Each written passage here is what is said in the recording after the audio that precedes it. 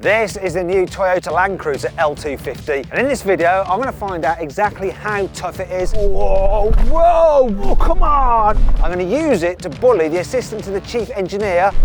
Thank you. I'm also going to drive it around town and annoy some locals. What do you think of it? I will launch it to see how quick it is from 0 to 60 miles an hour, and I'll show you what's good about it. Oh, that looks beautiful. What's not so good about it. Honestly, I haven't been shagging sheep. And of course, I'm going to talk you around the exterior, the interior, and see how practical it is. I'm Matt Watson, you're watching CarWow. Let's start this video by talking about the design of the new Toyota Land Cruiser. They've gone for like a boxy, rugged look, a bit like a Suzuki Jimny and a G-Wagon. I really like it. Squared off at the back, square tail lights, huge flat back window, should give you good rearward visibility. Big Toyota logo on the back, proudly says Land Cruiser. Chunky bumpers, and no messing around with fake exhaust pipes. Look at this, this is so old school, this exhaust pipe. Right, let's move down the side. So wheel sizes start at 18, rise to 20s. You've got this bold crease along the side, once again making it look boxy.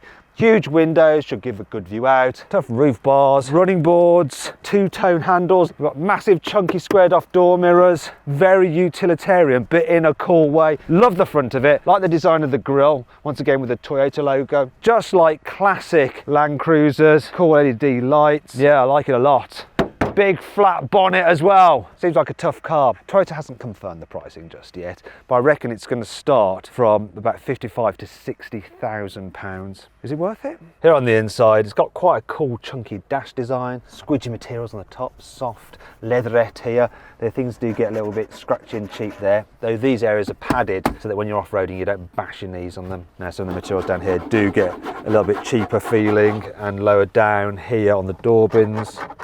But the window ledges are soft, which is handy because that's where you put your arms when you're just driving, and this is quite nice and soft and yielding for your elbows as well. One of the things I really like is that Toyota's refrained from putting loads of controls in the touchscreen. Everything is operated pretty much through normal buttons. They've been designed to be big enough and chunky enough that you can use them when you're wearing gloves. I don't have any gloves with me, so I'm going to do it like this. So look, I can operate my heated seat quite easily. I can do the temperature for the climate, the fan.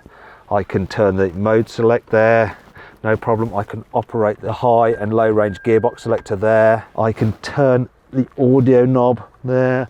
I can operate everything with my weird jumper glove. Anyhow, the infotainment system is actually pretty decent. This one's running Apple CarPlay at the moment. You've obviously got Android Auto, both are wireless. And I'm using a special off-road map. So if you don't want to use normal like Google Maps or the car's sat nav, you can get this special app which will actually give you certain routes and off-road tracks which you don't have with Google Mapping. You've got a digital driver's display with lots of information, and you can swipe through different modes and views, and it will show things like the angle of your car on the approach, the departure, and all that kind of stuff as well. It's quite refreshing in here with all the buttons. I mean, just look, buttons, and more if you just give me this camera.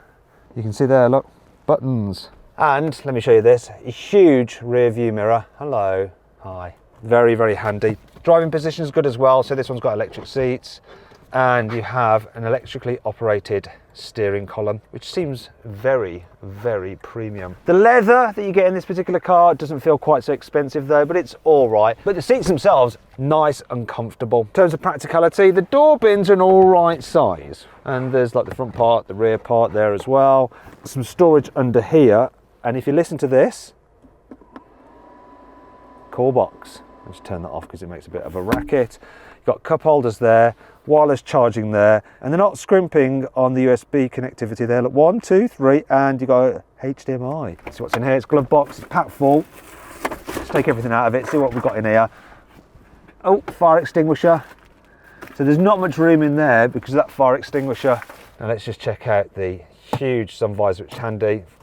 This material on the sun visors isn't particularly good, and the headlining feels a bit on the cheap side. It's my only complaint really here in the front. Let me just check one thing. Yeah, those switches all feel nicely damped. That's good. And we have paddle shifters for the gearbox, which I'll probably never use. Here in the back seats, there's not masses of room, but there's enough room. Look, knee room's fine, and this seat is in my usual driving position. Headroom's fine. People over 6 foot will have no problem at all. This window ledge is nice and low, so you get a great view out. Also, there's some pockets on the seat backs for storing stuff, and the door bins here are a reasonable size. Rear window test, go all the way down. Yeah, baby! That's a win for me. This isn't though. Exposed cup holders. I always hate that. I wish I'd just have a cover on them. This is good though. No, it's not. I was going to show you how it had like, this would fold down for through loading, but it doesn't. Ah, oh well. Anyway, now if you need to carry 3 people in the back at once, this middle seat is a little bit higher up and a little less comfy, and this huge transmission tunnel means that you have to sit with your legs like that, man spreading. But there is enough headroom here in the middle. Another thing that I like is this, ISOFIX anchor points. Once you pull this up, very easy to get to. Though, you'll notice the rear doors don't open all that wide, so it's going to be a little bit harder to manoeuvre a baby seat in. Back here, I've got climate control. Look, there we go. Down here, 2 USBs and the old school 12 volter. Now this is a 5-seat version, but you can get a 7-seater. So I'm going to show you how to get into the back. Now, you pull this forward like that. Oops, just take this out of there. Right, now the seat is in that position, I can electrically push the rear seats up. I really like the mechanism for this. Look, the way the base just folds out. It's really quite nice. Come on, fold out. Oh yeah, satisfying. What's less satisfying is that you absolutely have to fold this seat forward like that to be able to put the seat up, otherwise it just doesn't work. There's switches in the back boot, so you can do it from the rear as well. Now, I'm gonna move this out the way. Bear with me. Right, let me put that one up as well. I have to keep my finger on it, which is annoying. Frustrating that is. What I'm gonna do now is pull the seat in front of me back down so you can see exactly how much space there is or isn't here in the very back. Okay, right, there we go. Then pull this, come on.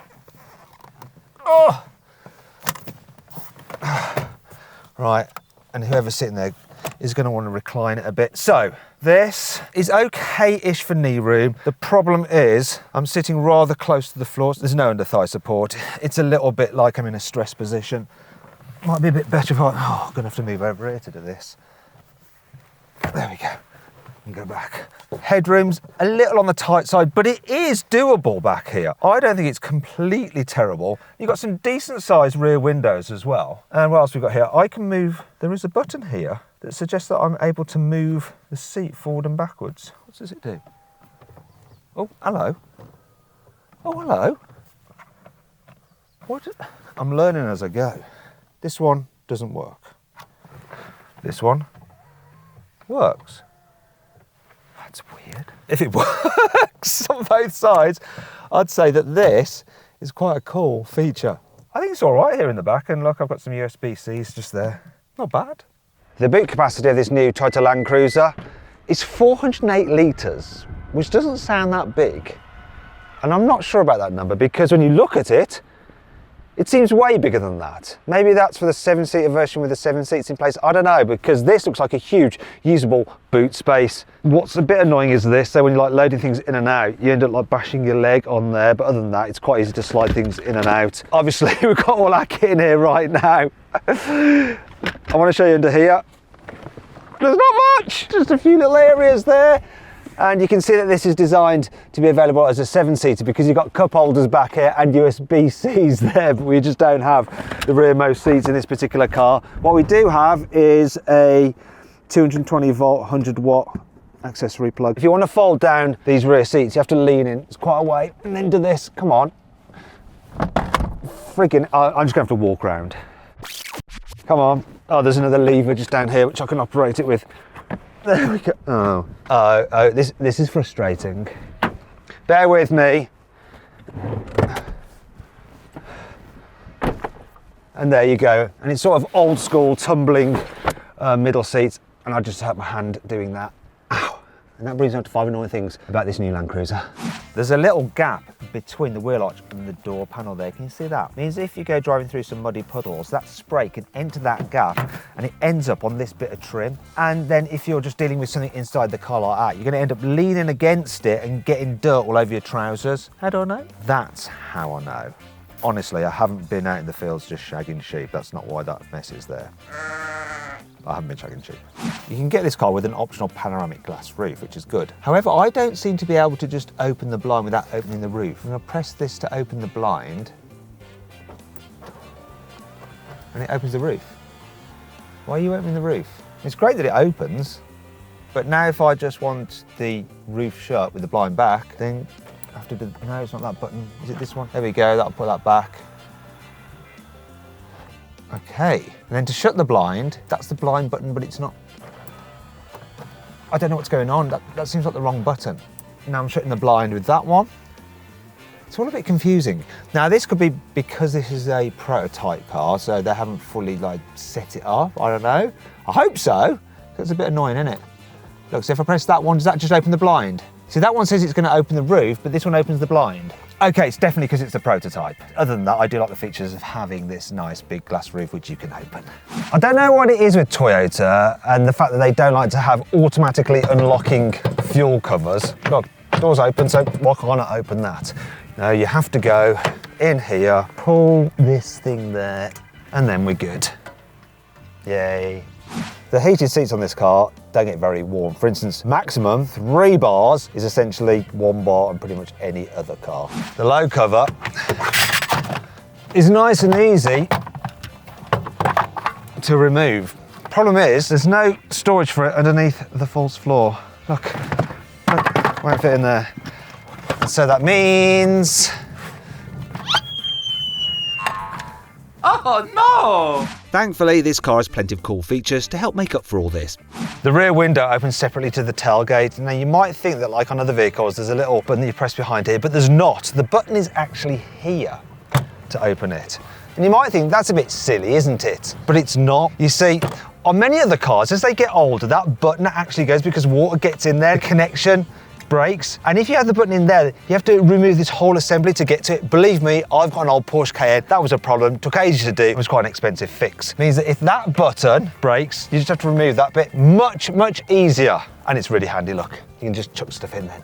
The torsional rigidity of this car's ladder frame chassis is increased by 50% over the old Toyota Land Cruiser. Now they've achieved that by using 11.9 meters of structural adhesive plus 84 individual spot welds. They actually use a big bank of robots to do the welding. That looks so sci-fi.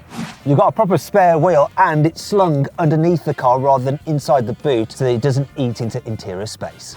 This car's got some proper off-road tech. So you've got a switchable low-range gearbox. You've also got a central locking diff. You can get it with a rear locking diff. You've also got a front sway bar which you can decouple for better chassis articulation when you're driving off-road. And it's got a special rock crawling cruise control. So you press this button and it actually crawl the car along at a very slow pace, just automatically. You can also use that for your hill descent control, but you can also use the hill descent control in high range mode, and you can increase the speed by toggling this dial here. You can actually have it controlled downhill at up to 30 miles an hour, which is kind of crazy. You can get it in this amazing sand color with a white roof. I think it looks absolutely brilliant in this spec. Such a cool looking vehicle. There is just one engine available with this new Toyota Land Cruiser. It's a 2.8 litre 4-cylinder turbo diesel with 204 horsepower and 500 Newton meters of torque. It's mated to an 8-speed automatic gearbox with permanent 4-wheel drive. There will be a mild hybrid version along later with 48-volt capability. I don't really know anything about that because Toyota hasn't said anything. Let's have a little drive of this new Land Cruiser in town. A very pretty town in northern Scotland. You know, this is the kind of place for a vehicle like this because when you head out into the Highlands, you're going to need that all-wheel drive off-road capability. But how can it cope when you're just driving around the town? Well, it's fairly easy. Visibility is actually really good. So the dash is quite low, so the view forward's great. Huge door mirrors. Look at the size of those. I can see the entire world in them. Yeah, the back's quite good as well.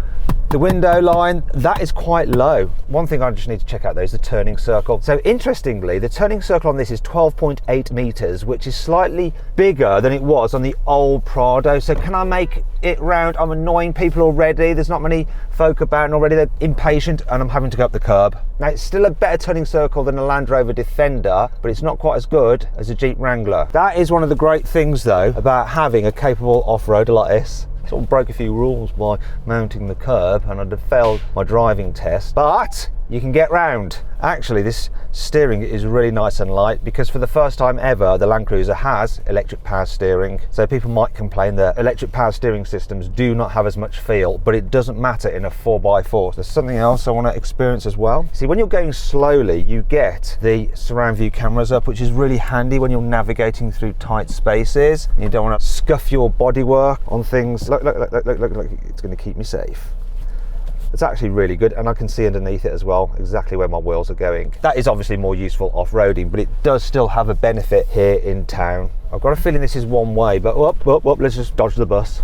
Get into a right old mess here. That's one of the things about a vehicle like this. It sort of gives you a false sense of security that you're almost invincible, like the Hilux, as you're driving down the road. Now, one thing to note, because this car is built as a traditional 4x4 with a separate ladder frame chassis, you always get that slightly kind of agricultural feeling to how the car drives over bumps. There's always a little bit of shake and shimmy. It's not terrible. This car's independent wishbone suspension up front, though there is a rigid axle on the back.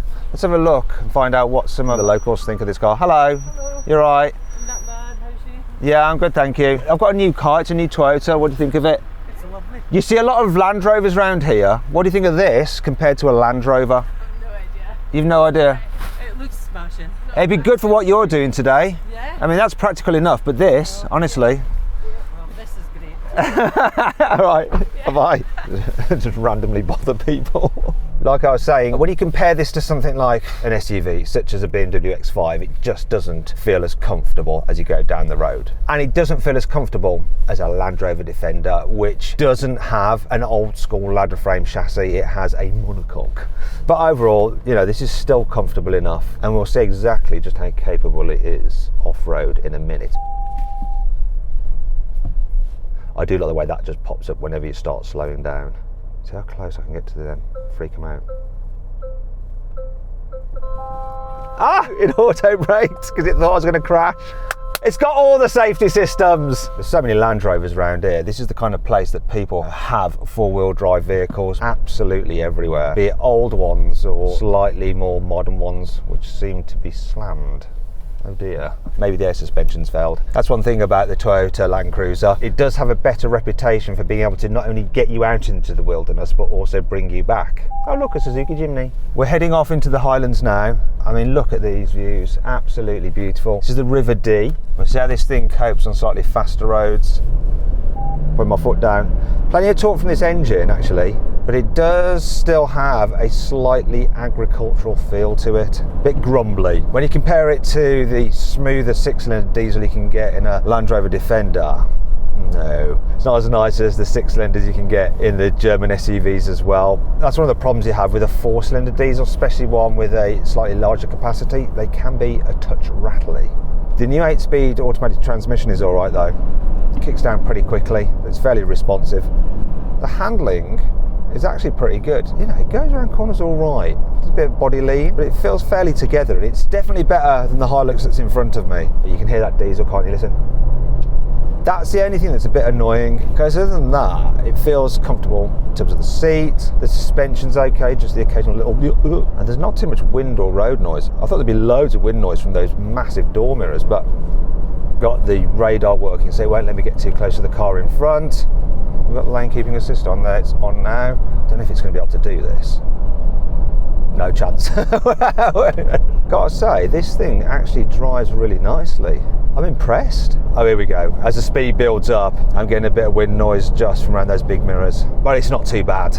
Right, that is the end of the road section. We're gonna do a little bit of off-roading now. We're gonna like start off steady, going over a trail, and then we're gonna kind of ramp it up and see how this thing copes with some serious Scottish mud. A few moments later. So we've forgotten to do a very key thing. We need to launch this car, so we've come up this bloody track. And now I'm having to reverse all the way back down. This reversing camera is bloody good. I remember back in the day, like looking over your shoulder, and you sort of, in fact, I could do it this way. I wonder if this is better actually. I can see out the back window, but no, actually it's not. I don't think it is as good. No, I don't trust that. I think all those years of playing computer games as a kid has played off, because I can do this no problem at all. See, Dad, you were wrong. It wasn't a waste of time. I just hope no one comes the other way. Is that the edge of a cliff? It feels like it might be the edge of a cliff, but it's not, is it? Is that just a weird distortion on there? You might want to look, Lewis, because if I make a miscalculation here, we could both die. Does it just look like a road? I think it's just the camera. Doesn't it look like that's the edge of a cliff? Yeah, it does. That freaks me out. This Land Cruiser is so new that Toyota haven't actually homologated it yet, which means there's no official 0 to 60 mile an hour time. So I'm going to do it for them with my specialist timing gear. Here we go. Brake boost. Come on. Come on.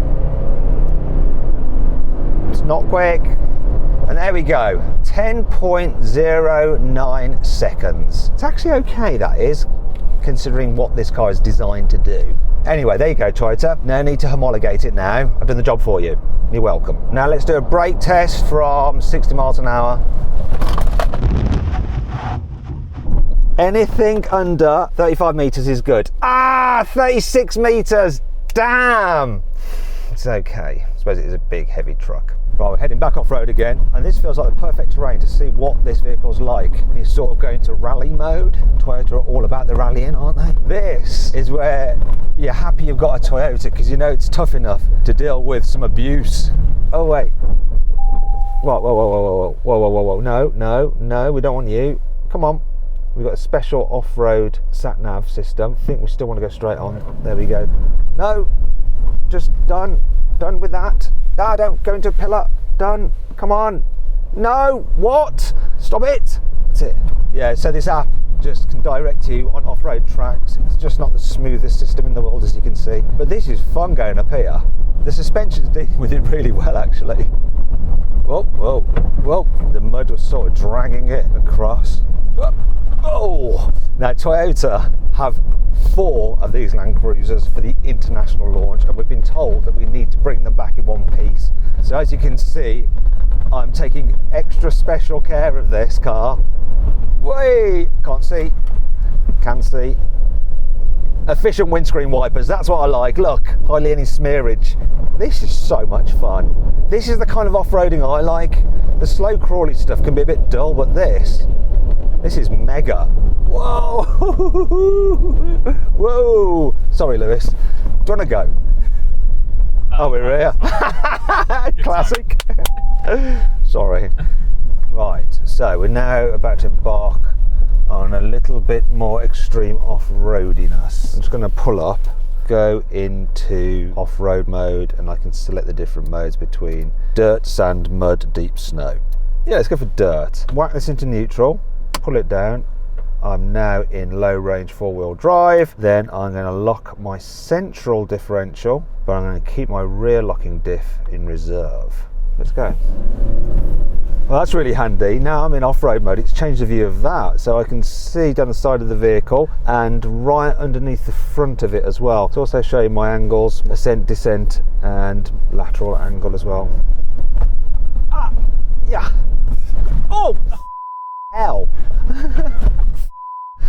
Like me. Now you're supposed to go quite slowly through here, but we're against the clock because I've got to get to a location, do some more filming on this car, and then get to a hardcore off-road track. And then I've got to get catch a flight back. That was something that was really interesting just then. I just barreled into like a ditch. What would have happened if I had hydraulic power steering? It would have kicked back through my hands, but because it's electric, I felt it sort of like dumb down the effect or fight against the effect of the kickback through the steering wheel, so I didn't really feel that much through my hands. That's a clear benefit of electric power steering. I feel sorry for the tyres. They are getting absolute beating. Oh no. There's someone in front of us. They will need to let us past. Oh, brutal. Oh, there's 2 lots of people ahead of us. Ow, frick. Yeah, this is getting a little bit gnarly. Oh, this thing is tough. Now, I'm very keen to put it through its paces by driving it quite aggressively. I mean, look. Who are these guys? Are they in our crew? Will they let me past? If they could just ease over onto the side, they might be able to. Can't we just let me past? Must be doing the head in. If they just pull over there, I'm here to help you. Say thank you. Thank you. It's the assistant to the chief engineer. We're testing your car. We're going quickly. It's very tough. It's the guy who's responsible for building it. See you soon. We just bullied him off the road. It's a bit cringe. Whoa! To be fair, that we're going quite slow. This is really key here because there's a rock down there I really don't want to hit. Look, that's helping. That's it, they can see it there. Oh, that saved my bacon, that did. Such a useful system there. I'm pretty sure Land Rover did it first, but now let's see if we can bully these guys out the way. We'll probably do that and find out it's blooming Akio Toyota in there. Hopefully not. I'm pretty sure if it was Akio, we'd be going a lot faster than we are. Hello, black Land Cruiser. It's me, Matt. Do you want to get past? Is that Jordan from Auto Express? Yep. I don't know why the signal's so bad. Is there? Look. Oh God, what are we doing? This is chaos. Do you want to get past, Matt? I don't think this is the right place to. Let's move a bit more forward. Okay, this is looking a bit better. What do you reckon, Lewis? So are we going to roll down the mountain and die? Sure, I'm just waiting. Yeah, we're not going to do it here. We're too frightened. Right, if I try to go to the right, you're going to try to go round. Yes. Right, let me put this down because this is high risk.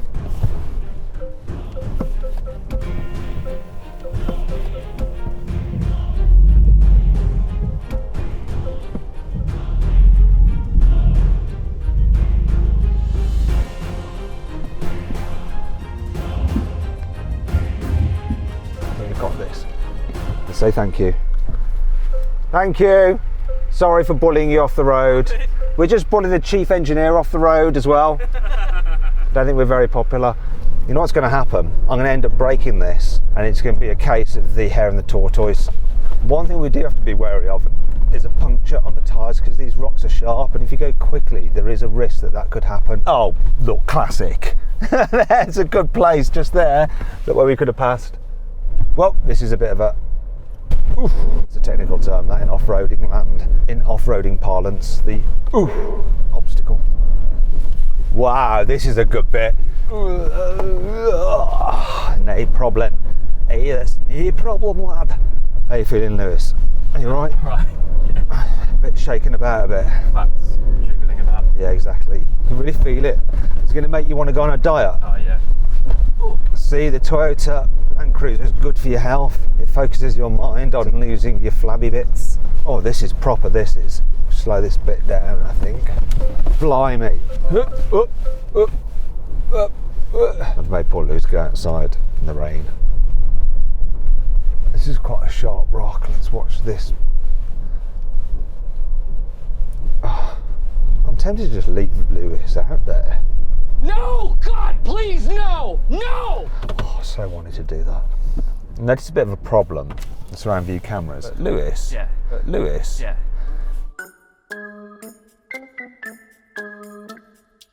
Lewis? Yeah. Could you just wipe your finger across the camera at the front to get the raindrops off it? Oh, beautiful. Look at that. I've got a nice clean image. There we go. Let's traverse this rock. Look, I can see exactly where my wheels are going to go. Oh. I'll let him back in. Come on. Oh. Are you ready? Oh. Oh. That sent the whole system into shock. We all right? You all right, car? No? You're not happy about that, are you? You don't know what to do. Let's everybody take a moment and have a little look to see what's happened to the car. We're all right this side.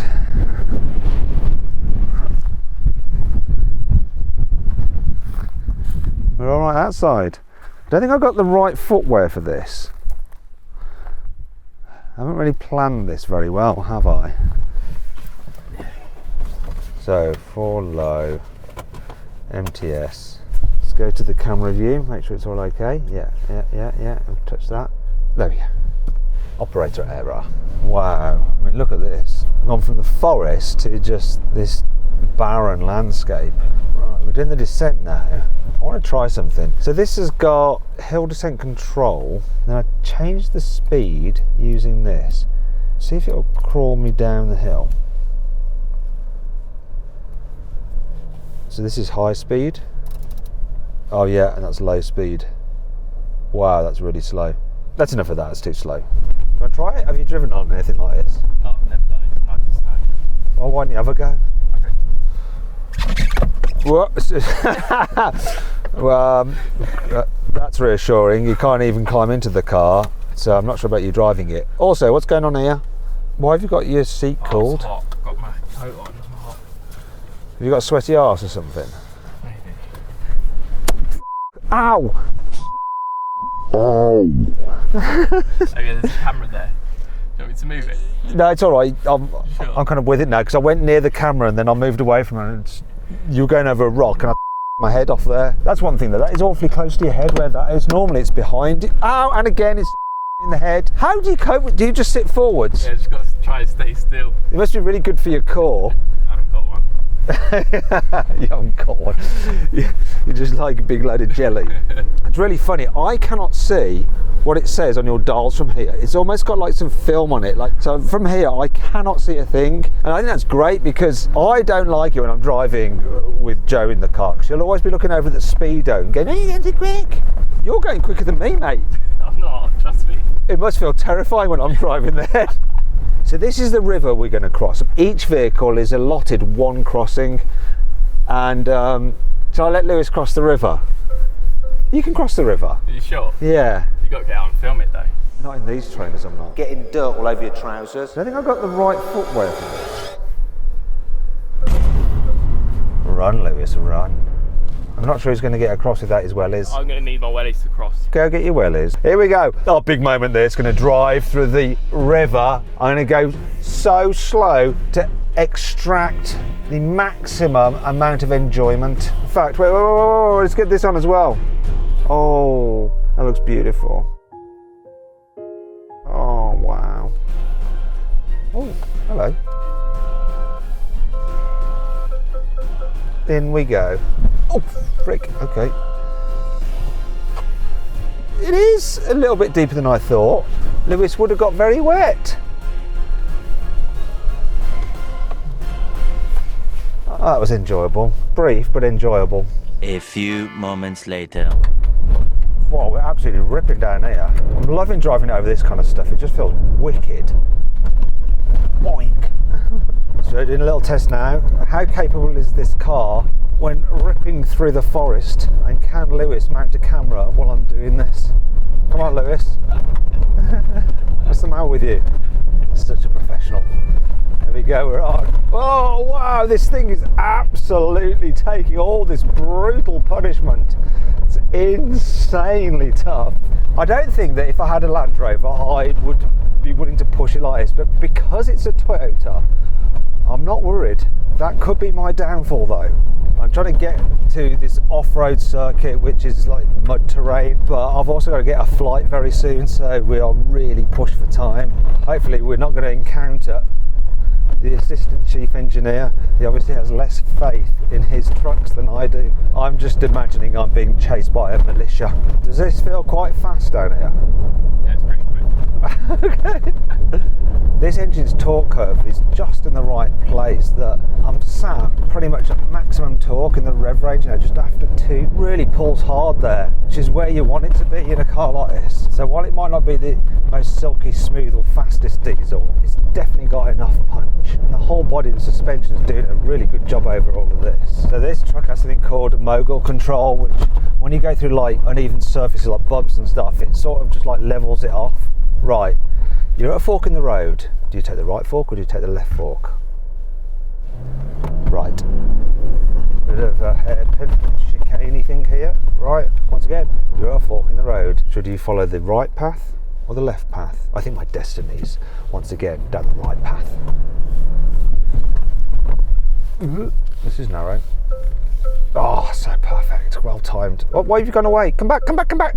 What's that all about? I've come to a fork in the road. Should I take the right path or the left path? There's a theme. I'm going to go right. We've come to a muddy off-road track, so I'm going to put the car into four-wheel drive low, put my mode select into mud, lock my central diff, do my sway bar as well, just because I can. Let's go.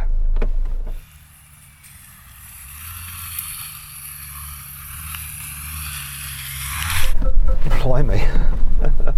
I should point out that this car's tyres are all-terrains, but they're not particularly off-road focused, more biased towards road use. We'll see how we get on. This looks like it might be a bit serious. Whoa, yes, that's what I'm talking about. This is easy peasy for this. That looks a bit squelchy. Let's power through it. Whoa. Oh, yes! I love that kind of stuff. Right, do you want to stop him here? Because it looks like it's going to be a bit watery. Is that drone about to die? Oh, it's so close to the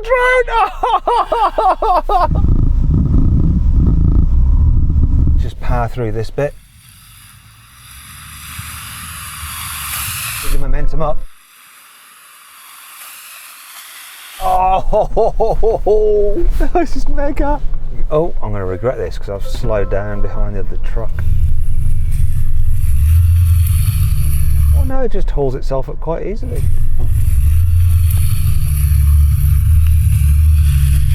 Oh, wait. Oh, this looks like a little bit of a deeper water feature.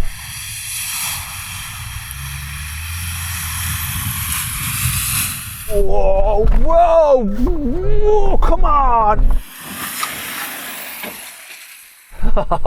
Oh, yes. Well, that was a lot of fun. Despite trying my very best, I didn't manage to kill the Land Cruiser. Oop, oop, oop.